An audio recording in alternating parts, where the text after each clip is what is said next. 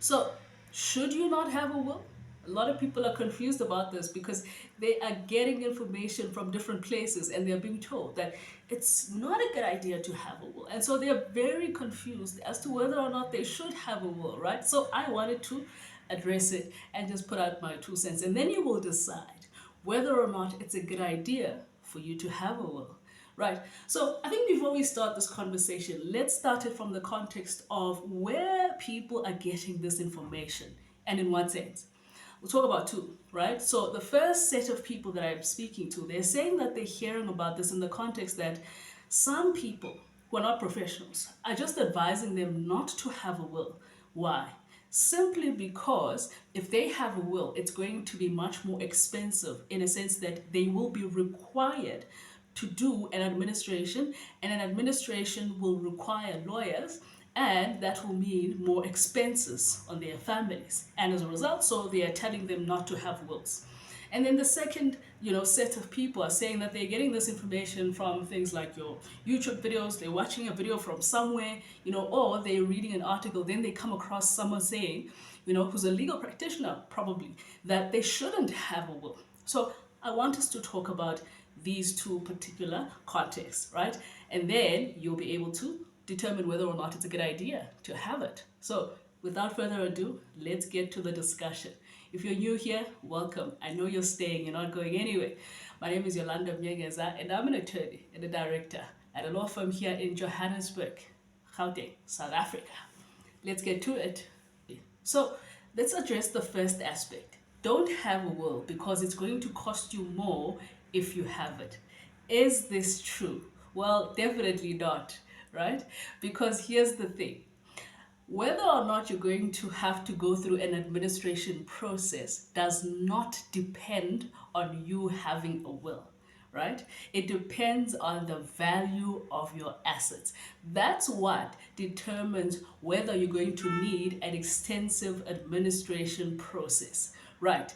I'll make an example. Let's say A has a property worth 500,000 Rand and A doesn't draft the will and A passes away. Does that mean A's children or A's family will not have to go through the administration process because A didn't draft the will, A passed away with the house? So what's going to happen in that instance? Well, newsflash. A's family will have to go through what we call an administration process. And in the United States, they call it probate court. They will have to go through this because the law looks at the value of their estate, not whether or not you have a will. And let's talk about the other person, B. Let's say now B has a will and B has a property worth 500,000 Rand as well. And they pass away and they have a will stating who's meant to get what and who is going to be the executor. Is B going to be in a much more difficult or much more expensive situation, meaning that B is going to have to pay more? Not necessarily.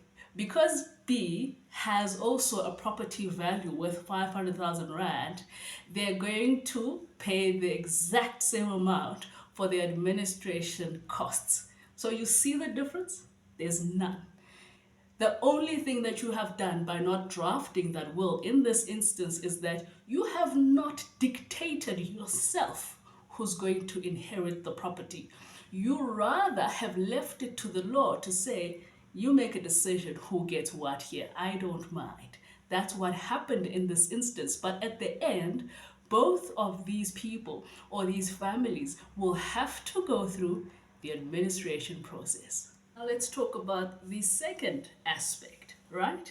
Which is something that people have heard from some video on YouTube, maybe from a legal practitioner, sometimes from a written article from a legal practitioner, where they hear that they're being advised not to have a will, right? So let's talk about this. So majority of the time, right, if you were to listen carefully to most legal practitioners when they talk about you not having a will, they are not saying necessarily do not have a will in context, but they are saying there are other options which will make things easier and cheaper for your family.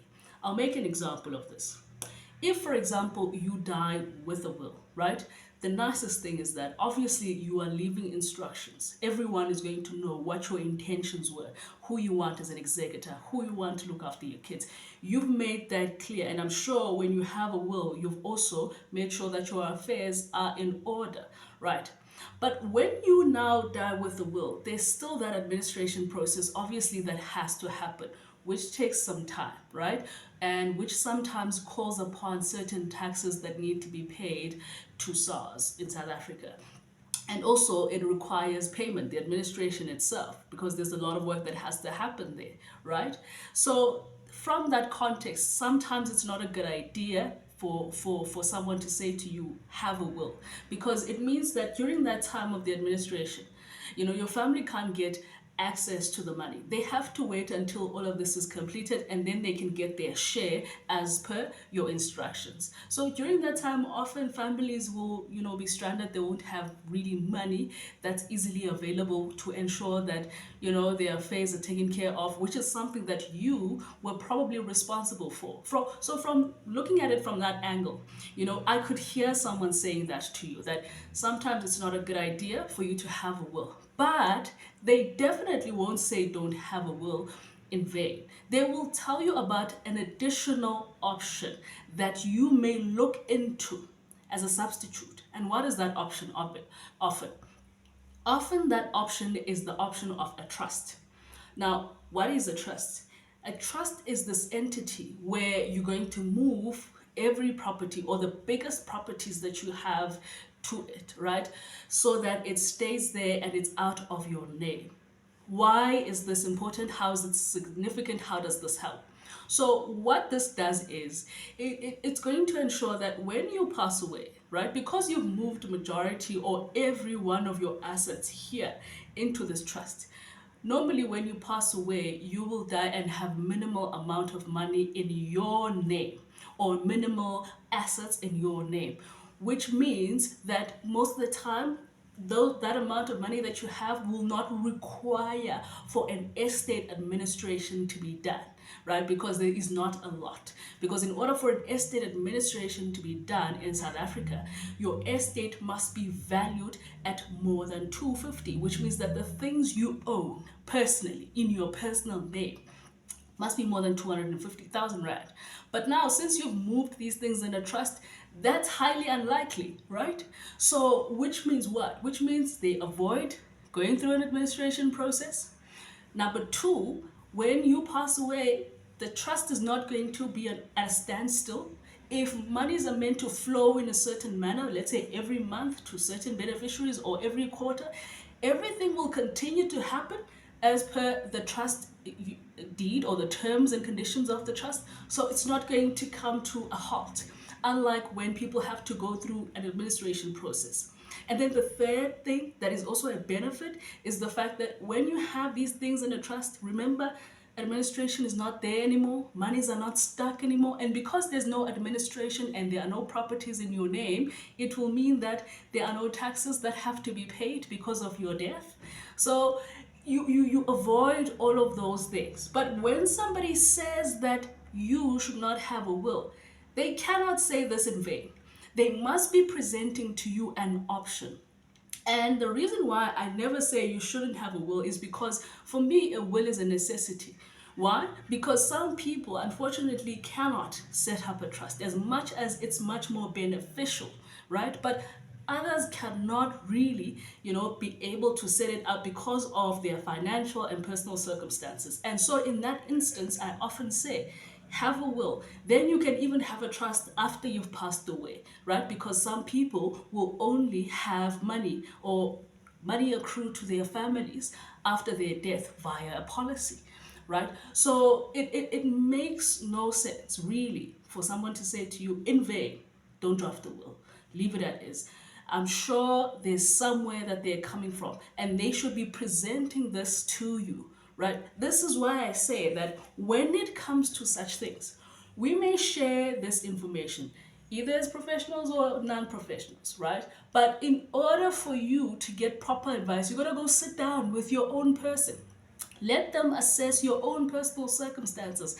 Otherwise, you will be very confused. And don't forget that the information that we're sharing here, as much as we're trying to educate, right, it's technical information that most professionals will know, but people who are not professionals will not really grasp some of the things, right? So it makes sense for you to do what? Sit down with your own legal practitioner to say, listen, these are my circumstances.